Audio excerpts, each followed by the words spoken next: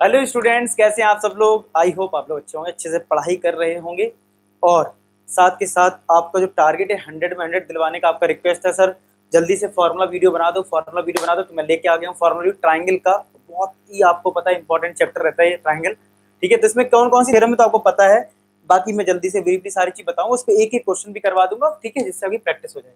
तो सबसे पहला आता है, सबसे पहली थ्योरम जो आती है वो आपको पता होना चाहिए, बीपीटी। क्या आता है? BPT, basic proportionality theorem. अब पेपर में ये आ सकता है बीपीटी थ्योरम को और क्या बोलते हैं, तो वो आपको पता होना चाहिए। इसको थेल्स थ्योरम भी बोलते हैं। क्या बोलते हैं? Thales theorem. तो ये चीज भी आप ध्यान रखें कि इसको थेल्स थ्योरम भी बोला जाता है। अब इसमें बेसिकली है क्या, जरा समझते हैं। क्या लिखा है? A line is drawn parallel to one side of the triangle to intersect other two sides. यानी कि एक ट्राइंगल है एबीसी और हम एक लाइन ड्रॉ करते हैं थर्ड साइड के पैरेलल। तो ये दो साइड को कहीं इंटरसेक्ट करती है डी और ई पर, मान लेते हैं। तो लिखा है then other two sides divided in the same ratio. इसका मतलब ये है कि अगर एडी लाइन बीसी के पैरेलल है तो आप लिख सकते हो AD upon D B, AD upon D B is equal to AE upon E C. क्या लिख सकते हो? AE upon E C. तो आपको एक रिजल्ट ये वाला याद रखना है, ये वाला रिजल्ट आपको याद रखना है। ठीक है, क्या याद रखना है? AD upon D B equal to AE upon E C. I hope आपको ये चीज क्लियर हो गई हो। इसका प्रूफ करने की आपको जरूरत नहीं है, ठीक है, पेपर में प्रूफ आएगा नहीं। बस आपको ऊपर ऊपर मतलब जो रिजल्ट है वो सारे पता होने चाहिए कि इसका यूज होगा, क्वेश्चंस करने आपको आने चाहिए। तो ये है रिजल्ट बीपीटी का, जिसमें ये साइड इसके पैरेलल है, तो this upon this equal to this upon this हम लिख सकते हैं। ठीक है, converse of basic proportionality theorem, basic proportionality theorem को ही हम बीपीटी बोलते हैं। इफ कन्वर्स का क्या मतलब होता है कि इस बार, अच्छा ये तब लगता है, ये कब लगता है? जब ये लाइन पैरेलल होती है। ये गिवन होता है कि भैया डीई जो है बीसी के पैरेलल है, डीई जो है बीसी के पैरेलल है, ये आपको गिवन होता है। ठीक है, इसमें क्या होता है कन्वर्स में, ये कब लगाओगे? जब जब तुम्हें रेशियो गिवन हो कहीं पे, मतलब आपने कहीं क्वेश्चंस किया, कहीं सॉल्व करा आपने, और सॉल्व करने के बाद आ गया AD upon D B is equal to AE upon E C, ऐसा कहीं आ जाता है, ऐसा कहीं आ जाए तो आप लिख सकते हो कि भाई डीई जो है वो बीसी के पैरेलल है। इसको बोलते हैं कन्वर्स ऑफ बीपीटी। सीधी सी बात है, कन्वर्स ऑफ बीपीटी में क्या होगा? साइड का रेशियो होगा। अगर वो साइड का रेशियो इक्वल है तो ये पैरेलल होगा। बीपीटी में पैरेलल होगा तो हम ये इक्वल लिखेंगे साइड्स के रेशियो। ठीक है, कन्वर्स में साइड्स का रेशियो इक्वल होगा तो हम पैरेलल लिख देंगे। आई बात समझ में? इस तरीके से आपको करना है। जरा इस पे एक क्वेश्चन कर लेते हैं। बोला डीई जो है वो पैरेलल है बीसी के, अच्छी बात है। अब तुम्हें कुछ साइड दे रखी है, जैसे डी एडी दे रखा है एक्स, डी भी दे रखा है, यानी ये साइड दे रखी है एक्स माइनस टू, ए तुम्हें दे रखा है ये वाला एक्स प्लस टू, और ई सी तुम्हें ये दे रखा है एक्स माइनस वन, और ये पैरेलल है। तो सिंस डीई जो है वो बीसी के पैरेलल है, और ये इंपॉर्टेंट है बोर्ड एग्जाम के पॉइंट ऑफ व्यू से, अगर ये साइड पैरेलल है तो बाई बीपीटी क्या लिख सकते हो? बाई बीपीटी लिख सकते हो AD upon D B, AD upon D B is equal to AE upon E C. क्या लिख सकते हैं? एई अपॉन ई सी, ये आप लिख सकते हैं। मतलब क्या लिखोगे? AD upon D B is equal to AE upon E C, ये लिख सकते हो बीपीटी की वजह से। अब वैल्यू पुट कर दो, एडी हो गया एक्स। देखो जहां से पैरेलल होती है ना साइड, तो ये जो पॉइंट आते हैं इस साइड को लेते हैं, एडी को लेते हैं और डीबी को ले लिया, यहाँ ए ले लिया, ईसी ले लिया। ठीक है, AD is x, DB is x minus two is equal to AE is x plus two, EC आपका एक्स माइनस वन है। तो एक्स का मल्टीप्लाई यहाँ पे एक्स माइनस वन में कर लो, और एक्स माइनस टू का मल्टीप्लाई एक्स प्लस टू में कर लो। तो x का अंदर मल्टीप्लाई करा तो एक्स स्क्वायर माइनस का x, A minus B, A plus B, A का स्क्वायर माइनस बी का स्क्वायर, ये कट गया, माइनस का x equal to minus four, तो क्या एक्स इक्वल टू फोर आ गया।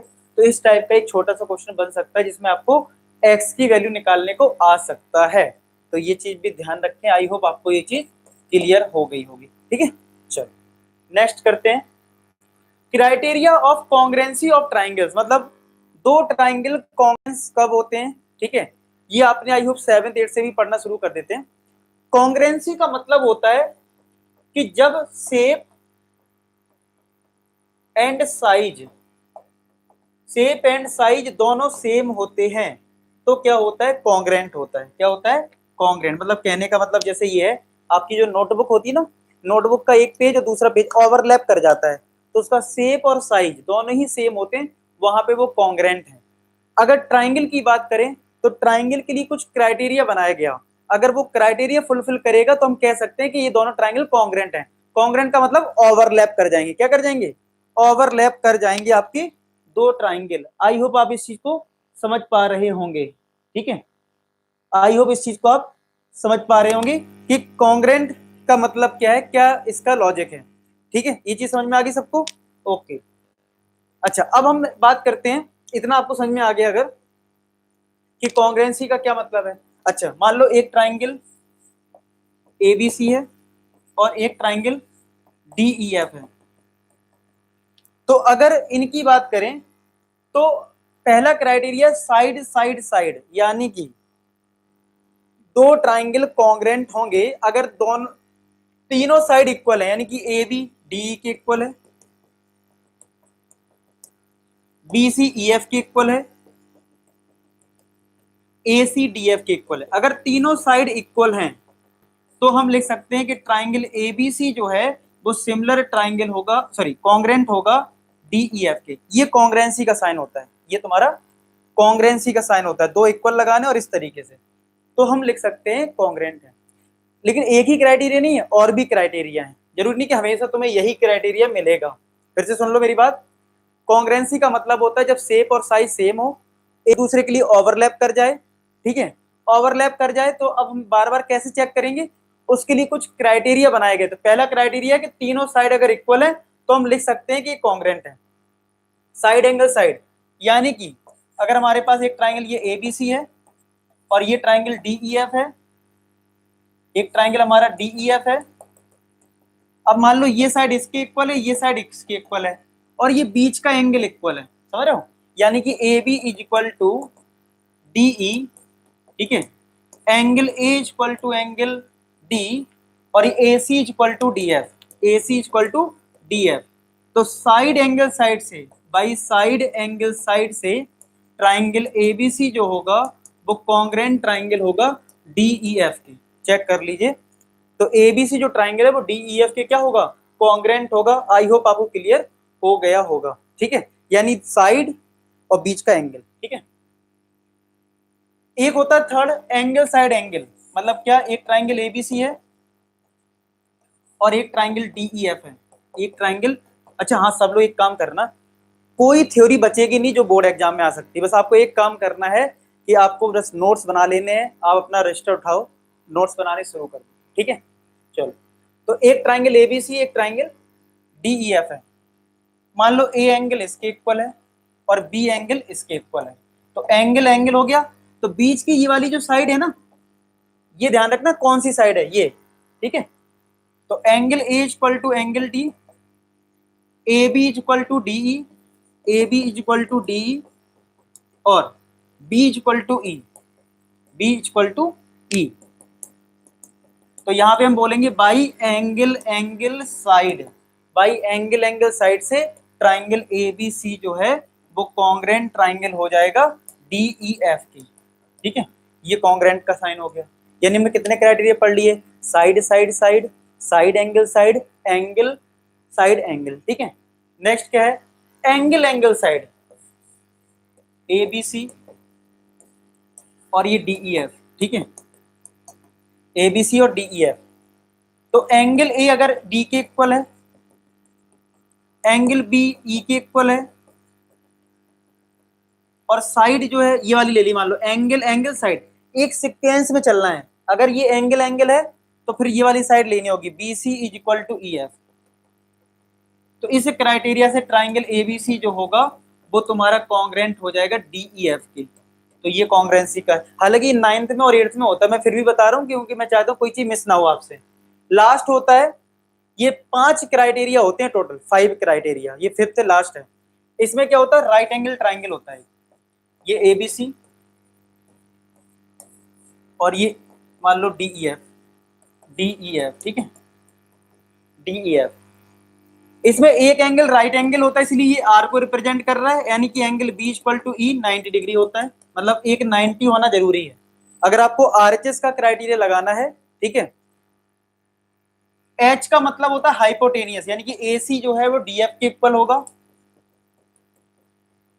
और S का मतलब होता है कोई भी एक साइड हाइपोटेनियस को छोड़कर, तो चाहे ये वाली साइड, चाहे ये वाली साइड, या फिर ये वाली साइड, कोई भी ले सकते हो, कोई दिक्कत नहीं है। मान लो मैंने BC और EF लिख दिया, BC और EF लिख दिया, तो इस वाले क्राइटेरिया से ये दोनों ट्राइंगल कॉन्ग्रेंट हो जाएंगे, यानी कि ABC जो है वो कॉन्ग्रेंट हो जाएगा DEF पे, ठीक है। समझ में आया? तो टोटल 5 क्राइटेरिया कौन कौन से, side side side, side angle side, third है angle angle side, fourth is angle side angle, और एक फिफ्थ हो गया RHS, ठीक है। इस तरीके से टोटल 5 क्राइटेरिया हैं। 2 ट्राइंगल कॉन्ग्रेंसी में साइड भी इक्वल होती है और एंगल भी इक्वल होता है। अगर यहाँ पे ये S लिखा हुआ है, S का मतलब side, side equal, angle equal, तो छोटा सा क्वेश्चन बन सकता है ऑब्जेक्टिव में, इन कॉन्ग्रेंसी ट्राइंगल, ठीक है, व्हाट इज द कंडीशन, तो आप पेपर में लिख देंगे sides are unequal, sides are equal, तो आप समझ जाना कॉन्ग्रेंसी में साइड भी इक्वल होती है और एंगल भी इक्वल होता है, ठीक है। सिमिलरिटी ऑफ क्राइटेरिया की बात करें तो यहां पे आपको 2 ट्राइंगल अगर दे रखे हैं ABC और DEF, जैसे हम कॉन्ग्रेंसी में बोल रहे थे sides are equal angles are equal, तो सिमिलरिटी में ऐसा नहीं होता। इसमें क्या होता है, sides are proportional, sides are proportional and angles are equal, and angles are equal.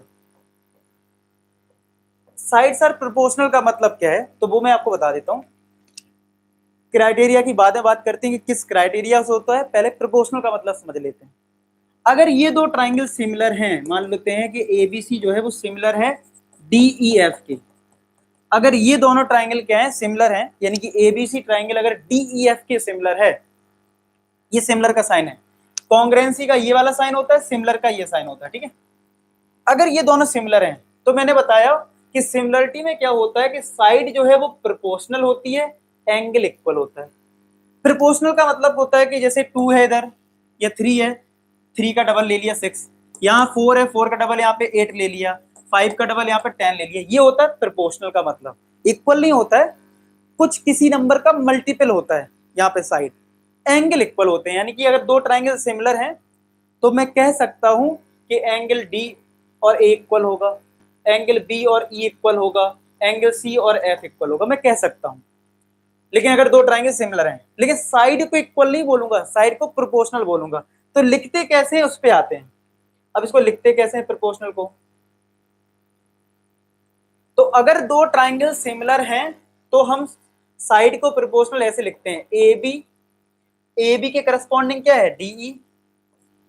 अच्छा, मन की मर्जी नहीं चलेगी, जो यहाँ पे सिमिलरिटी जहां लगा होगा उसी के करस्पॉन्डिंग देखोगे। यहाँ पे AB है ना, तो यहाँ पे DE लोगे, ठीक है। AB upon DE is equal to BC upon EF, BC upon EF, ठीक है, is equal to AC upon DF, AC upon DF, ये आएगा, चेक कर लो।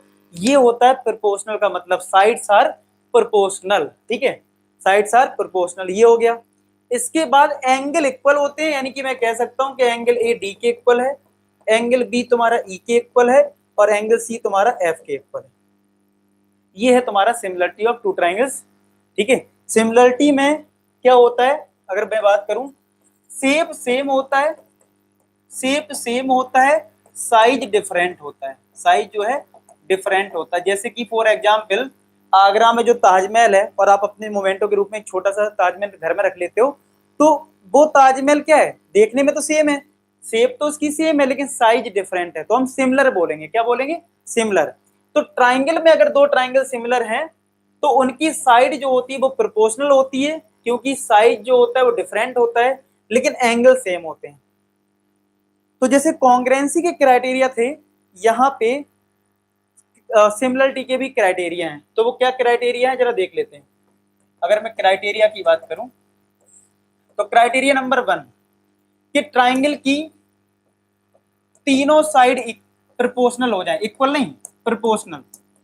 यानी कि पहला क्राइटेरिया है इसका, first criteria side side side, यानी कि अगर तीनों साइड, अच्छा लिखा यहाँ भी साइड साइड साइड है, देखिए यहाँ पे साइड का मतलब है तीनों साइड प्रोपोर्शनल। यानी कि अगर आपको ऐसा कहीं मिल जाए A B upon D E is equal to B C upon E F और A C upon D F, तो आप लिख सकते हैं कि ट्राइंगल ए बी सी जो है वो सिमिलर ट्राइंगल है डी ई एफ के। ठीक है, ये लिख सकते हैं। दूसरा इसका क्राइटेरिया है तुम्हारा साइड एंगल साइड का। ठीक है, यहाँ पे भी साइड एंगल साइड लग जाता है। ठीक है, साइड एंगल साइड में मतलब समझ ही रहे हो कि ये दोनों साइड मान लो प्रोपोर्शनल है और बीच का एंगल इक्वल है। यानी कि ए बी, यहाँ पे साइड इक्वल होती ही नहीं है, हमेशा रेशियो होगा। तो A B upon D is equal to A C upon D F. और इसमें एक और कंडीशन है कि angle A equal to angle D हो जाए। तो साइड एंगल साइड से ट्राइंगल एबीसी जो है वो आप सिमिलर बोल दोगे कि डी ई एफ के ये सिमिलर है। ठीक है, आई बात समझ में? ओके। थर्ड क्राइटेरिया है कि दो एंगल इक्वल हो जाएं। ठीक है, दो एंगल इक्वल हो जाएं, यानी कि मान लो ए डी के इक्वल हो जाए और बी ई के इक्वल हो जाए। दो एंगल होने पे भी ट्राइंगल एबीसी जो है वो सिमिलर हो जाएगा डी ई एफ के। यानी कि तीन ही क्राइटेरिया। अच्छा, कभी कभी बुक में आप देखोगे चौथा क्राइटेरिया लिखा होगा ट्रिपल ए का, यानी तीन एंगल इक्वल हो। तो लेकिन एक कॉमन सेंस है कि किसी ट्राइंगल के दो एंगल इक्वल हैं तो तीसरा एंगल ऑटोमेटिक इक्वल होगा। तो इसको लिखो या ना लिखो, काम तो आपका इसी से चल जाएगा। ठीक है, तो जल्दी से रिपीट कर लो। यहाँ पे सिर्फ टोटल मिला के 4 क्राइटेरिया है, वो भी ये नेग्लिजिबल है, इसी से काम चल जाएगा। 3 मान लो आप मेन है आपके लिए, side side side, side angle side और डबल ए। सबसे बेस्ट है डबल ए लग रहा हो लगा दो, दो एंगल इक्वल हो जाए सिमिलर हो गया। दो एंगल अगर इक्वल है तो सिमिलर हो जाएगा, सिंपल सा कॉन्सेप्ट है। यहाँ पे बस साइड जो होती है वो प्रोपोर्शनल होती है, इस तरीके से, इस चीज को ध्यान रखें। चलिए इस पे एक क्वेश्चन कर लेते हैं। बोला डीई जो है वो पैरेलल है बीसी के और एडी और डीबी का रेशियो दे रखा है, बीसी और डी का रेशियो निकालना है। अब आप समझ सकते हो डीई जो है वो छोटा ट्राइंगल है और बीसी बड़ा ट्राइंगल है। तो इस छोटे वाले ट्राइंगल को बड़े वाले ट्राइंगल से अगर मैं सिमिलर कर लूं, क्या कर लूं? सिमिलर कर लूं। ठीक है, तो फिर हम लोग बड़े आराम से रेशियो ले सकते हैं साइड्स का। ठीक है, तो देखो कैसे करेंगे। Triangle ADE and triangle ABC, अब आप बताना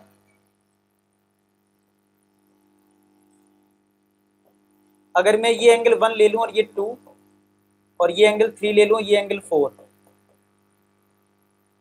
अब आप बताओ क्या एंगल 1 जो है वो एंगल 2 के इक्वल होगा करस्पॉन्डिंग एंगल से? यस और नो? होगा ना? क्यों होगा? क्योंकि ये लाइन और ये लाइन पैरेलल है और पैरेलल में करस्पॉन्डिंग एंगल लग जाता है और 3 4 के इक्वल हो जाएगा, 3 4 के इक्वल हो जाएगा करस्पॉन्डिंग एंगल। तो इस छोटे ट्राइंगल में और बड़े वाले ट्राइंगल में दो एंगल इक्वल हो गए। तो बाई ए क्राइटेरिया से ट्राइंगल एडीई क्या सिमिलर ट्राइंगल बन जाएगा एबीसी के। और अगर दो ट्राइंगल सिमिलर हैं तो करस्पॉन्डिंग साइड्स का रेशियो ले सकते हो, यानी AD upon AB is equal to DE upon BC. लिखने को आप ए अपॉन ए सी भी लिख सकते हो, लेकिन उसका कोई काम नहीं है, कहीं फाइंड आउट भी नहीं करना, ना कुछ गिवन है। आप इन दोनों को ही लिख लीजिए, हालांकि तीसरा भी लिख सकते हो, तो लिखना चाहिए लेकिन कोई जरूरत नहीं है, आप दो को लिख लो बस। अब देखो अगर आपको एडी अपॉन डीबी का जो रेशियो है वो 2/3 दे रखा है, तो मैं कह सकता हूं कि एडी जो है वो 2x है और डीबी जो है वो 3x है। यही तो मतलब हुआ, यानी ये लेंथ 2x है और ये लेंथ 3x है। चलो पुट करते हैं, AD is 2x upon A B 2x plus 3x, क्या ये 5x हो जाएगा। DE upon BC, x cut गया, DE अपॉन BC आ गया, निकालना है BC अपॉन DE, रेसिप्रोकल कर दो, तो BC अपॉन DE कितना आ जाएगा, क्या ये 5/2 आ जाएगा। तो एक छोटा सा क्वेश्चन इस टाइप का सैंपल पेपर में भी आप देखोगे हैं, पेरीमीटर से रिलेटेड है, इस टाइप के हैं, तो आपको काफी हेल्प मिलेगी इस क्वेश्चन से। स्क्रीनशॉट ले लो, कहीं डाउट आ गया तो वीडियो को पॉज करके थोड़ा पीछे करके फिर से देख लो, ठीक है, फिर से आप देख सकते हैं। चलिए नेक्स्ट देखते हैं क्या है। अब देखो यहाँ पे क्या है, ratio of area of two similar triangle, यानी कि अगर तुम्हारे पास दो सिमिलर ट्राइंगल हैं, ये बोल दिया है कि सिमिलर है, याद रखना ये वाली थ्योरम तभी लगेगी जब दो ट्राइंगल सिमिलर होंगे, कई बार जल्दबाजी में बच्चे कर देते हैं, ठीक है।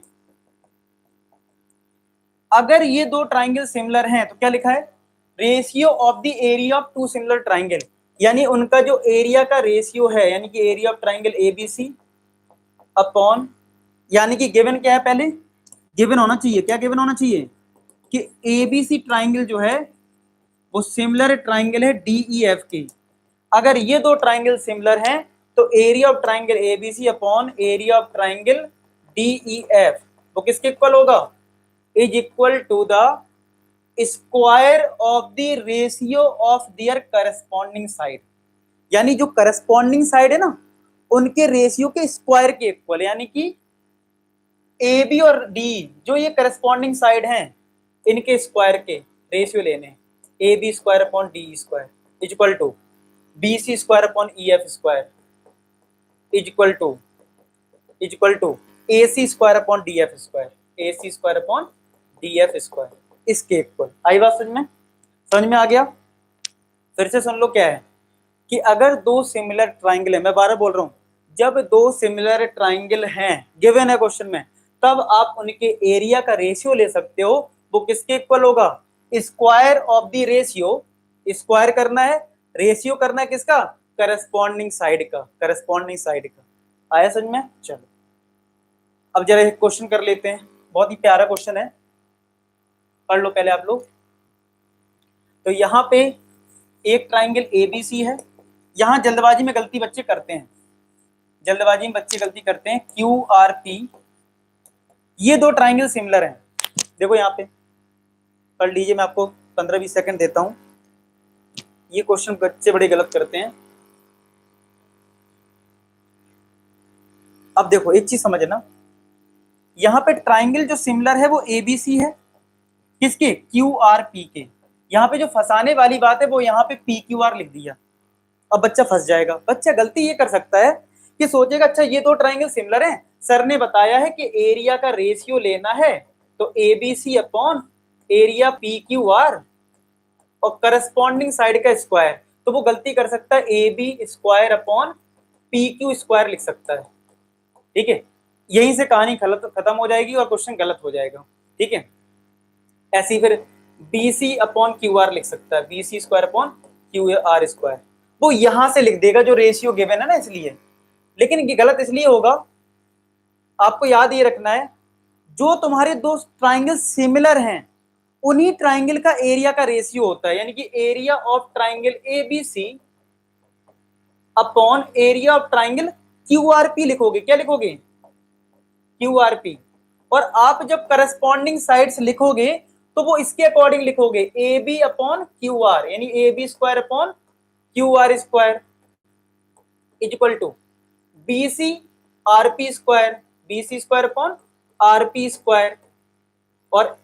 और देख लेते अब निकालना क्या है तुम्हें, देखो PR निकालना है, BC तुम्हें गिवन है तो बेस्ट है ये वाला यूज कर लेंगे, तीसरा लिखने की कोई जरूरत ही नहीं है। चलो लिखना है लिख लो, AC upon PQ square, AC square upon PQ square, मैंने तीनों लिख दिए, चलो तीनों लिख दिए। लेकिन काम जो पड़ रहा है वो यहां से देखो, PR निकालना है, ये PR निकालना है, BC तुम्हें गिवन है तो तुम्हारा, और एरिया का रेशियो भी गिवन है ये 9/4, तो तुम्हें इसकी फिर जरूरत ही नहीं है। देखो हम जब सिमिलरिटी वाला क्वेश्चन करते हैं ना, हम लिख तो सारा लेते हैं लेकिन अप्लाई जो हमें देख लेते हैं क्या गिवन है उसके अकॉर्डिंग काम करते हैं।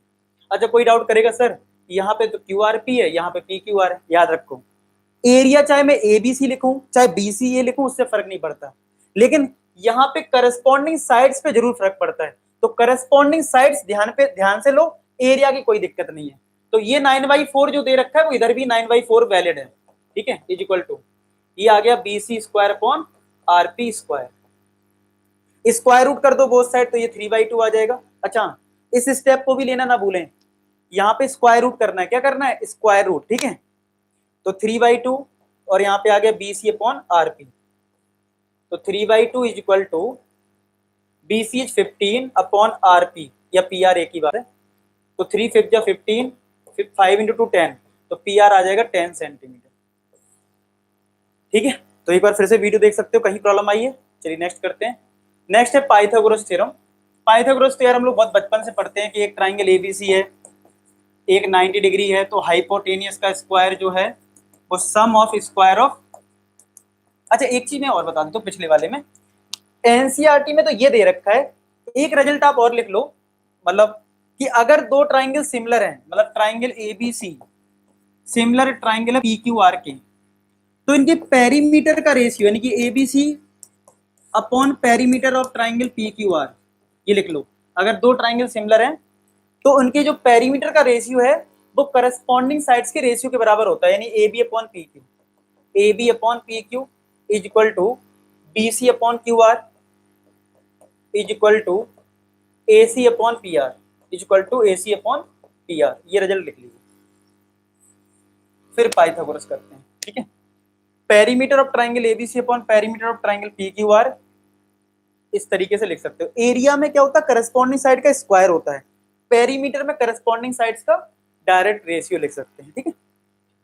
हमें बात कर रहा था पाइथागोरस की। In the right angle triangle square of the hypotenuse is equal to the sum of square of other two side. तो ठीक है, ये 90 के सामने वाला हाइपोटेनियस हो गया, sum of the square of other two side. तो ये तो बहुत बेसिक सी चीज है।